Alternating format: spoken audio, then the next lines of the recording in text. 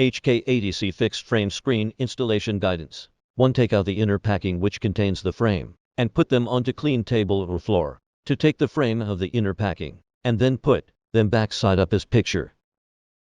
3. Take the accessories out of the accessory bag. 4. Place the horizontal and vertical frame properly. Insert the connector into the frame. Connect the frame. Put a screw in the corresponding hole. Position of the connector and screw it half tight. 5.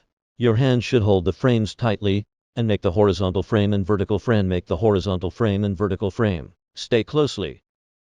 6. Take out the screen. Distinguish the front and back side. The front side should be downward. Put it in the center of the frame and unfold it.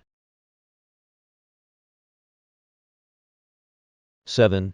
Put 4 PVC poles into the edge folds at 4 sides of the screen, exposed to 3 cm. 8. Hook one end of the spring slot to the frame slot. Then use a wire retract or to hook the other end of the spring to the PVC pole. The correct order is hook the 8 springs of the 4 corners first, and then hook the others.